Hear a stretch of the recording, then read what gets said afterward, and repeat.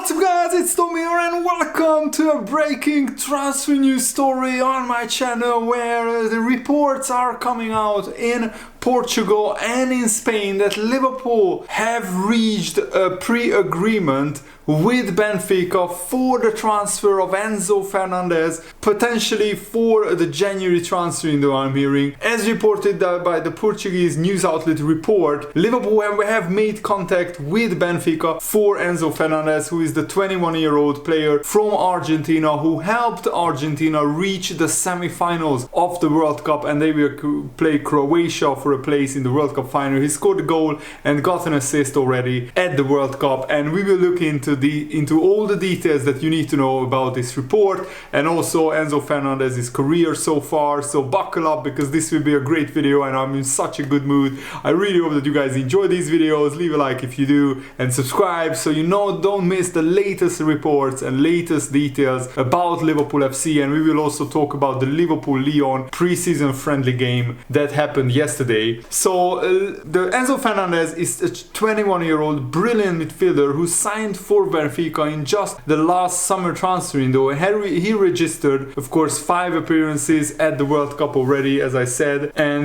despite only signing for Benfica in the past summer, there have been already plenty of rumors linking Liverpool with Enzo Fernandez. He still has 4.5 years left on his contract, so he will not come cheap, but his market value right now is around 35-40 million euros. So I think for around 45 million pounds Benfica would sell Enzo Fernandez right now because they are a selling club and that's their business model, and because of the race profile due to his performances at the World Cup, a lot of clubs are interested in him. But according to the AS newspapers, Manu Sainz, he said that even though Real Madrid want to sign Enzo Fernandez as well, they have inquired about him, so they are not in negotiations with Benfica at the moment, because when they inquired about him, Benfica told Real Madrid that they have a pre-contract agreement with Liverpool for the transfer of Enzo Fernandez, which is very, very encouraging news. This is what Sainz, the journalist, said. I would love to see him at Real Madrid. I think he would suit Real Madrid perfectly, but what I've heard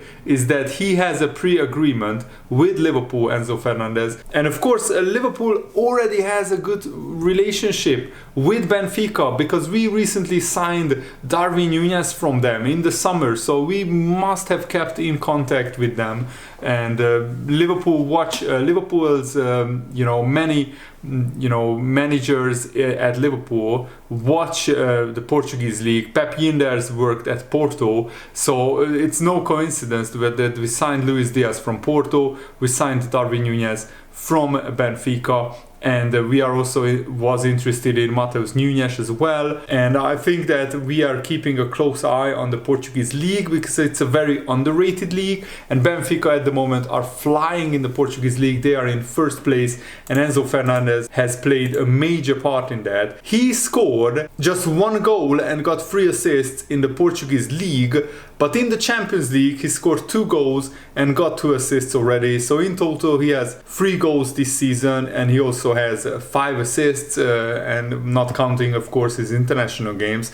And also in the Argentinian league he was a pretty brilliant midfielder. In just 15 games in the Argentinian league he scored 7 goals and got 5 assists in just 15 games. That's pretty amazing. And also in the Copa Libertadores, which is like the South American Champions League for you guys who are not maybe as familiar with South American football as I am, he scored 2 goals and got 1 assist in 8 Copa Libertadores games, which is really, really impressive as well. And I also want to tell you guys here is a style of play. What does Enzo Fernandez play like when he's playing club football? At international football, his role could be a little bit different depending on what kind of tactical setup Argentina wants to use. And during his career, Enzo Fernandez has been deployed in a deep-seated playmaking role as a central midfielder, responsible for breaking up play, dictating the tempo, recycling possession. He's capable of playing in a more advanced role as an attacking midfielder as well.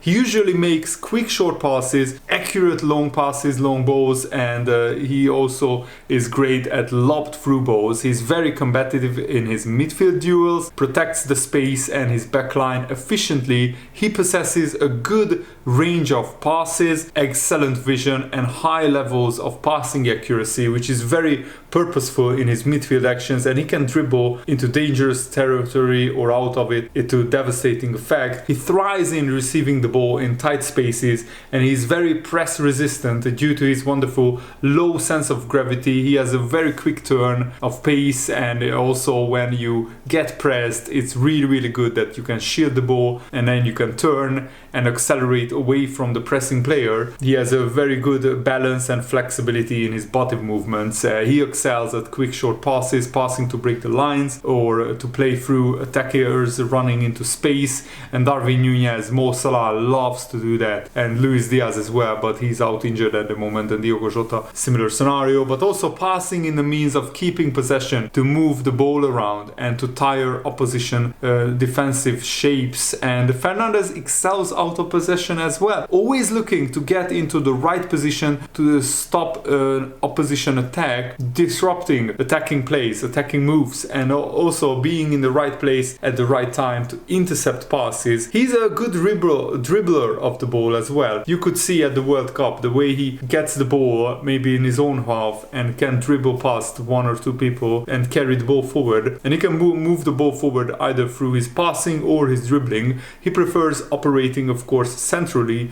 but he can sometimes be seen in the left half space, usually in a partnership with Florentino Luis at Benfica. And what is really awesome and a fun fact is that Enzo Fernandez's father, Raúl Fernandez, he had a fascination with a Uruguayan footballer called Enzo Francescoli, who won the Copa America 3 times with Uruguay. So his father named his son Enzo because of Enzo Francescoli.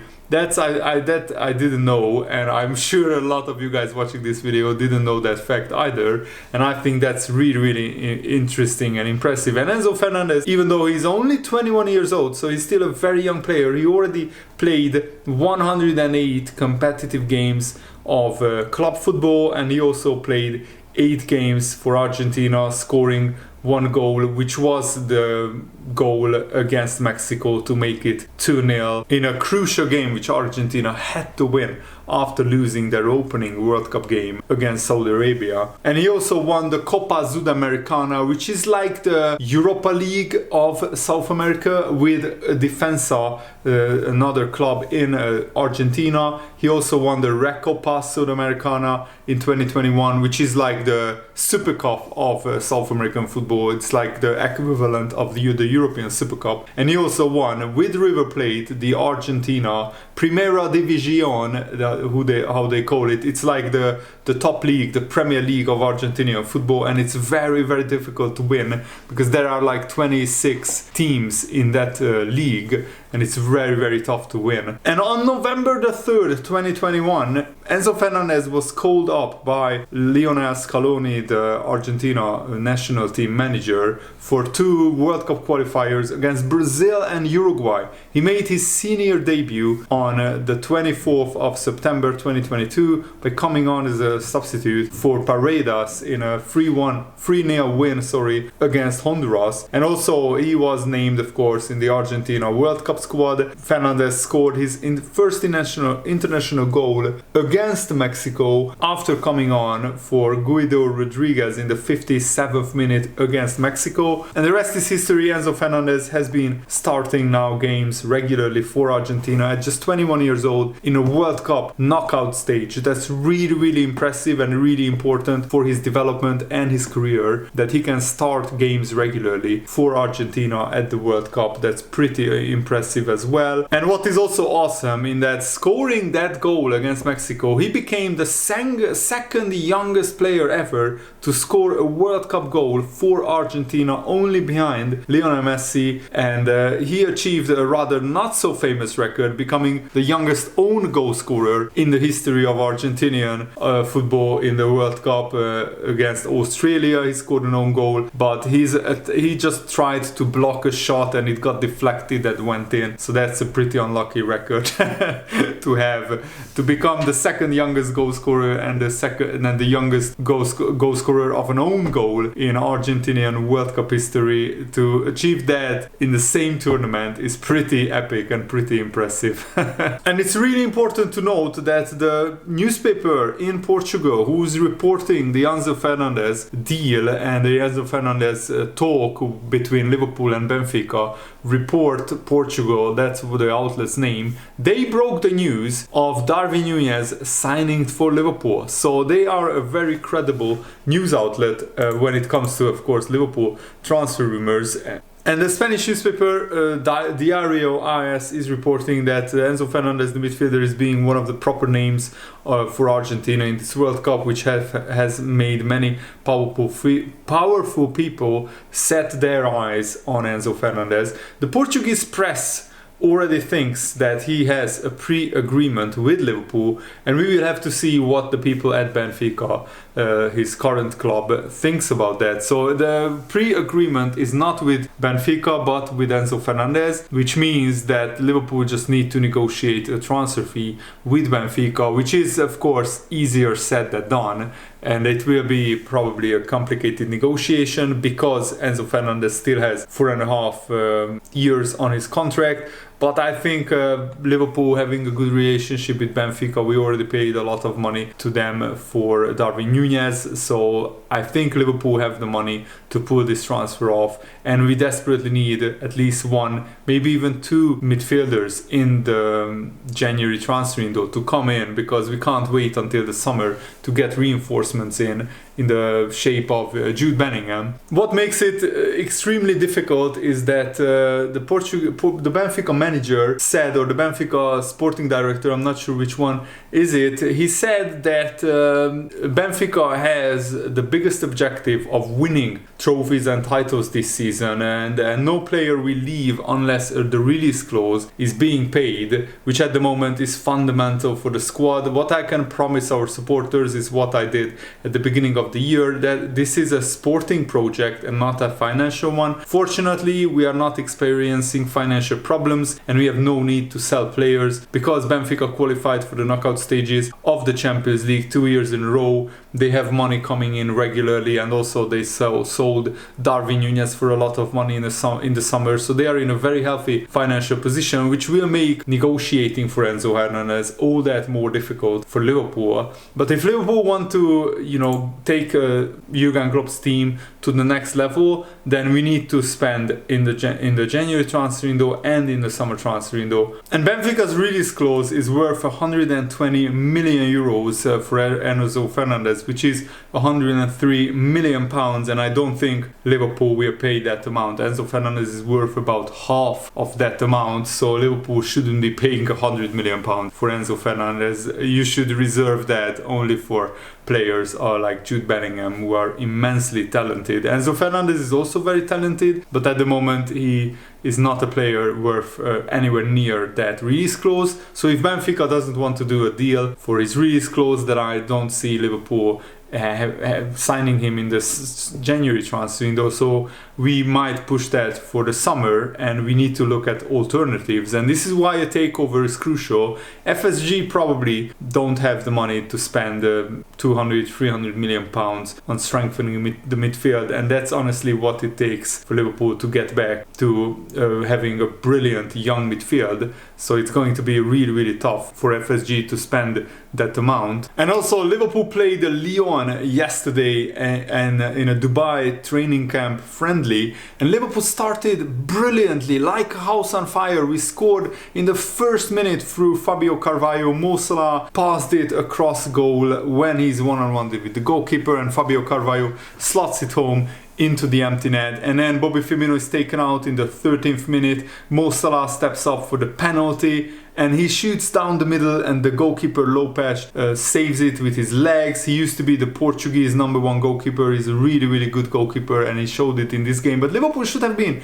3-0 up, maybe even 4-0 up before Lyon even got into the game. But the more Lyon got into the game, and of course Harvey Elliott had to go off injured, which is a concern for Liverpool in the 27th minute, but Jurgen Klopp said it's not that serious, he just got a knock and they didn't want to risk it. But Lyon equalized with a really awful mix-up between Kelleher, the goalkeeper, and Andy Robertson, who was running back, and Robertson tried to clear the ball, but he got confused because Kelleher ran out of his goal so far out, even further out than the penalty area. The two collide, the ball goes through to Lacazette, who scores into the empty net. And then in the second half, with Liverpool making so many changes, Liverpool's team got a lot younger and a lot more inexperienced. You can make unlimited changes in preseason friendlies, and Lyon really turned it on in the second half, and they scored two pretty decent goals, especially the third goal. Lacazette's second goal was a thumping finish into the top corner after a rebound.